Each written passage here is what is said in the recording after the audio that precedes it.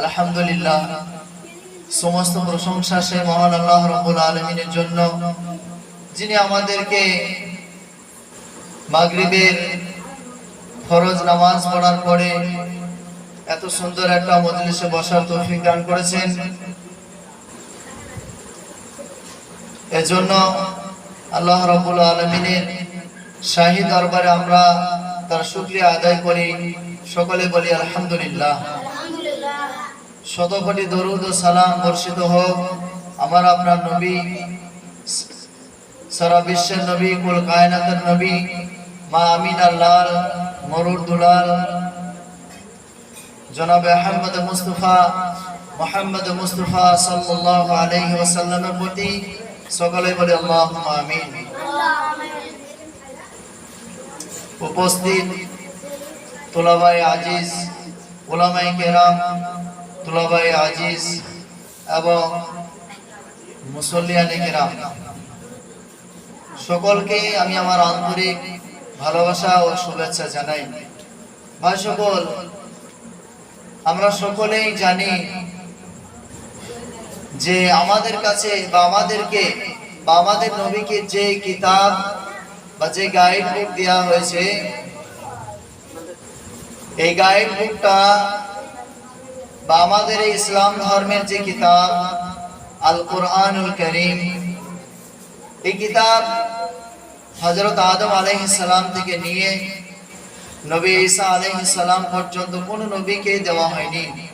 দেওয়া হয়েছে আমার আপনার নবী মুহাম্মদ মুস্তাফা সাল্লাল্লাহু আলাইহি ওয়াসাল্লামকে। এজন্য আমরা বড় ভাগ্যবান যে আমরা এমন একজন নবী পেয়েছি যার উপরে, যাকে আল্লাহ রাব্বুল আলামিন কোরআন দিয়েছেন। আমরা পেয়েছি কোরআন। এই নবীকে, এই নবীর অনুসরণ করা আমাদের কি কর্তব্য। আমাদেরকে কি করতে হবে? নবীর অনুসরণ করতে হবে। তিনি যেভাবে জীবন যাপন করতে বলেছেন আমাদেরকে ঠিক সেইভাবেই জীবন যাপন করতে হবে। আমি আপনাদের সকলের সামনে যে কোরআনের আয়াত পাঠ করেছি, এটা আমাদের ইসলাম ধর্মের পবিত্র গ্রন্থ আল কোরআনুল কারীমের 114টা সূরার মধ্যে থেকে 1 নম্বর সূরা, 2 নম্বর সূরা সূরাতুল বাকারার কয়েকটা আয়াত আমি পাঠ করেছি। সংক্ষেপে তর্জমা করে আমি আমার বক্তব্য ইতি করব ইনশাআল্লাহ। আল্লাহ রাব্বুল আলামিন তিনি জানেন যে মানুষ আস্তে আস্তে কি হবে, তারা ক্ষতিগ্রস্তের মধ্যে চলে যাবে, তারা খারাপের দিকে চলে যাবে।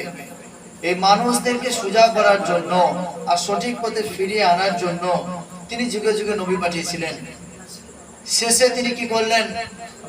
যখন তিনি দেখলেন যে দুনিয়াতে আমি আর নবী পাঠাবো না, নবী যাওয়া বন্ধ হয়ে যাবে, তখন তিনি এই কোরআনুল কারীমকে অবতীর্ণ করলেন শেষ নবী হযরত মুহাম্মদ সাল্লাল্লাহু আলাইহি ওয়াসাল্লামের প্রতি।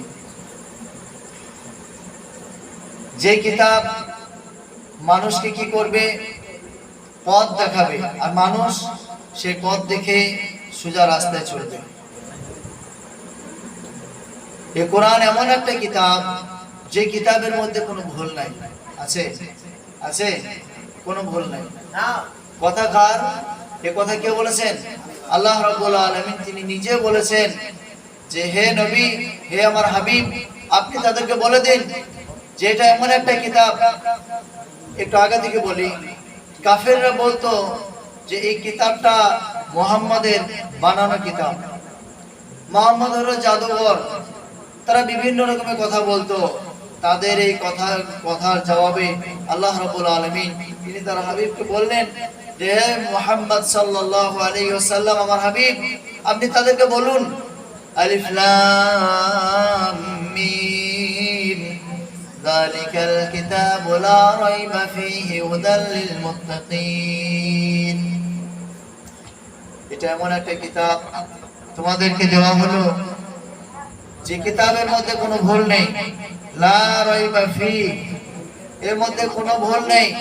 ভুল তো দূরের কথা, ভুলের অবকাশ পর্যন্ত নেই। হুদাল লিল মুত্তাকিন, এটা মুত্তাকিনদের জন্য পথ নির্দেশ। কি পথ নির্দেশ? হিদায়াত স্বরূপ। মুত্তাকি কারা? মুত্তাকিনদের এখানে আল্লাহ রাব্বুল আলামিন কয়েকটা গুণ বলেছেন। মুত্তাকিনদের জন্য, মুত্তাকি কারা, তাদের কয়েকটা গুণ আল্লাহ রাব্বুল আলামিন তিনি এখানে বলেছেন। সর্বপ্রথম তাদের এক নম্বর গুণ হবে আল্লাযীনা আলিফ লাম মিম যালিকাল কিতাব লা রাইবা ফীহি হুদাল লিল মুত্তাকিন আল্লাযীনা ইউমিনুনা বিল গায়ব। সর্বপ্রথম তাদেরকে দেখবে যে তারা গায়েবের প্রতি ঈমান রাখে কিনা, অদৃশ্যের প্রতি ঈমান রাখে কিনা। এখন অদৃশ্য কাকে বলে, গায়েব কাকে বলে, অনেক লম্বা কথা, অনেক সময়ের ব্যাপার আছে। সংক্ষেপে বলি যে এখানে গায়েব বলতে আল্লাহ রাব্বুল আলামিনকে আমরা দেখিনি, আমরা নবীকে দেখিনি, আমরা আখিরাত দেখিনি, আমরা জান্নাত জাহান্নামকে দেখিনি, আমরা ফেরেশতা দেখিনি। এই যে গায়েবের প্রতি ঈমান, এটাকে বলা গায়েব, অদৃশ্য। চোখে যেগুলো দেখা যায় না এর প্রতি ঈমান আনে কিনা দেখো। নাম্বার 2, আয়াকিমুনাস সালাত, এরপর তারা নামাজ কায়েম করে কিনা দেখো। মুমিনদের 2 নম্বর বৈশিষ্ট্য গুণ হলো যে তারা কি করবে, ঈমান আনবে, আর ঈমান আনার পরে পরে তারা কি করবে, নামাজ কায়েম করবে। 3 নম্বর, ওয়াকিমুনাস সালাত ওয়া মিম্মা রাযাকনাহুম ইউনফিকুন।